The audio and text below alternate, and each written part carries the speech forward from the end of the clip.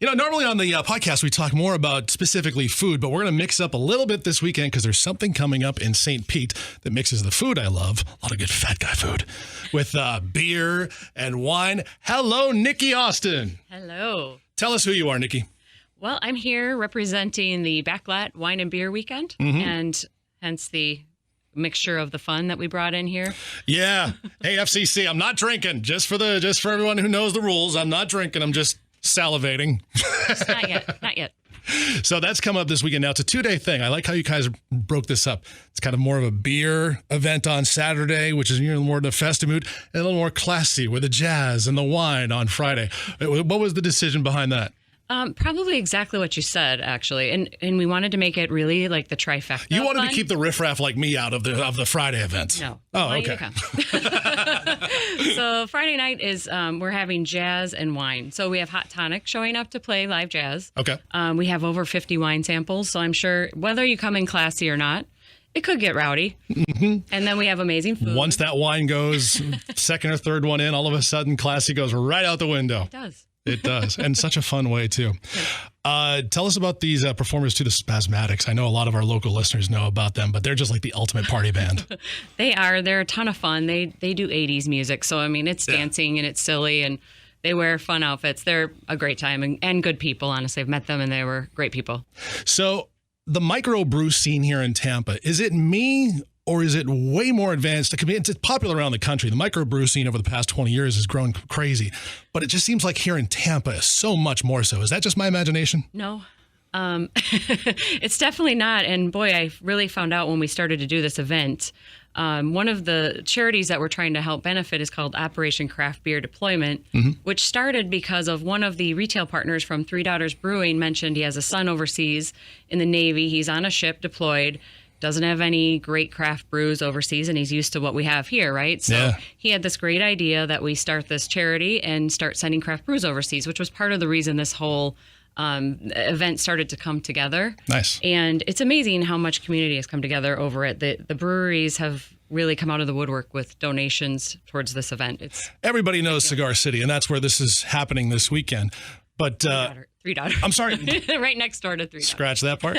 It's okay. Cigar City is a great partner Tampa, in this right? event. Yes. Okay. But I get they them are mixed a up. good partner in this event. And then Three Daughters is on the St. Pete side. Correct. Okay. See, I've had a few of the drinks, and sometimes I get a little disoriented as to what part of the bay I'm on.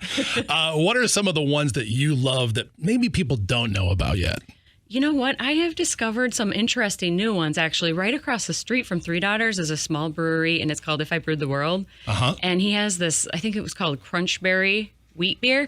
And do you remember like those old like Crunchberry, the cereal? Like Captain Crunch Crunchberry? You drink it, it tastes like that. It's no kidding. You feel like a child.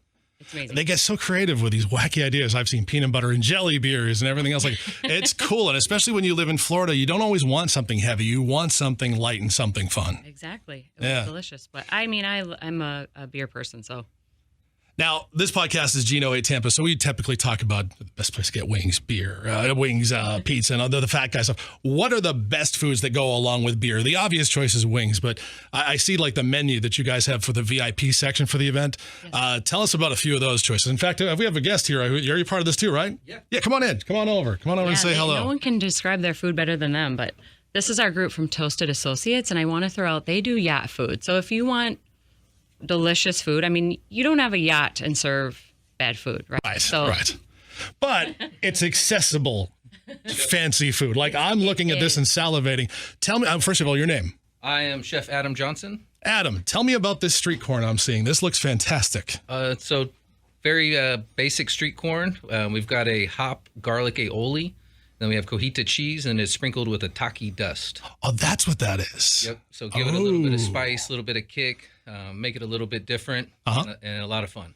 Busch Gardens tried something like this for the Food and Wine Festival. They used, I think, Flamin' Hot Cheetos. I'm seeing a lot of Flamin' Hot Cheetos coming back out. Yeah.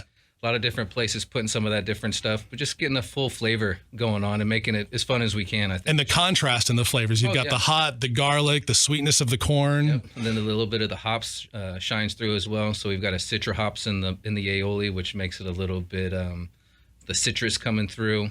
and which is necessary for Florida. Oh, yeah. Yeah. Tell me about this coleslaw. This looks like a very creative mix in here. We've got a tropical coleslaw. It's got some pineapple in there. We're also that's what I saw. Using with a little bit of the tropical wheat beer from Three Daughters as well into our dressing. So we're trying to keep it as much beer forward as we can. So yeah, and then we have a 3-bean baked beans that we're going to be serving as well. That we've got some IPA in there as well. It's going to keep it vegan, so that way it's open for everybody. Mm-hmm. And we've also got 3 different sliders that we're putting out. We've got a barbecue pork that all have been marinated in some kind of beer from the Three Daughters and extra hops. And yeah, I'm taking a look at these sliders right now. If I see the onion strings on there, I love me some onion strings on my sandwiches. My newest thing lately is when I have cheesesteak. My newest thing, there's a place right across the street over here which has a lot of microbrews. What's the name of the place right over here? His house in the Cox Media Group's building. Peepaws? The Brewer's Tasting Room. Brewer's Tasting Room, okay. And they have a great cheesesteak. I think they partnered with a food truck and they came in there, and I take the potato chips they serve on the side, smush those suckers right in there. That crunch with the meat. Yeah. It's where the magic happens. And the food trucks are going to be there too. Definitely. Tell me about like some of the food trucks to keep an eye out for, because that's just like the microbrew scene. You guys aren't up on those? Yes, I can tell you. Okay, because I was just saying, like, the microbrew scene in Tampa is pretty amazing, but like the food truck scene here is crazy too. Yeah. So much so that they have big festivals now out at the fairgrounds where it's just nothing but food trucks with no rides or anything else, and that's fine with us. Right, absolutely. So we have some full food trucks like Maggie on the Move, if you're familiar with them at all. They have a full food truck coming out with things like cheesesteaks. And then we also have, there's one called, it's pizza cones, which I haven't tried this, but I think it's those. Like easy to walk pizza, right? So that's kind of fun. We also had a joiner called Professor Pops, which is like boozy popsicles. Ooh. So, and there's a couple other ones, but I don't know the menus well enough. Folks, when you come to this event, make sure you have a designated driver. We're going to have a good time this weekend in St. Pete. I remember seeing one too that I'm from Maine, and the thing that's amazing about these food trucks, you can kind of be experimental more than you can with a brick and mortar location, because if it doesn't work out, you just change out what's in the truck, try it next time. But if they didn't kill it with their official real Maine lobster rolls, it just blows me away the different options they have. Agree. So it's a lot of good food. There's also there's craft arts and craft vendors, I'm trying to say, that are also there. So it's kind of a sip and stroll atmosphere. So I don't know. I was just thinking like it's perfect because you have some drinks and then you completely want to shop. So, it all works together. It's coming up this weekend in St. Pete, the Backlot Wine and Beer Fest. Saturday is the party, right? The beer party. Right. And then this Friday is the fancy, put the pinky in the air and sip your wine with jazz, at least for the first 3 glasses. Right. Niki, thanks for joining us. We'll talk to you next time on Gino 8 Tampa. Hey, thanks for checking out the video. Now I'm going to assault you with my socials. Follow me on Facebook, facebook.com/GinoGino, twitter.com/Gino Radio, or Instagram, I'm at Gino Radio. See a bunch of sexy pictures of me with my shirt off. That's not true. It's a lie. But subscribe anyway.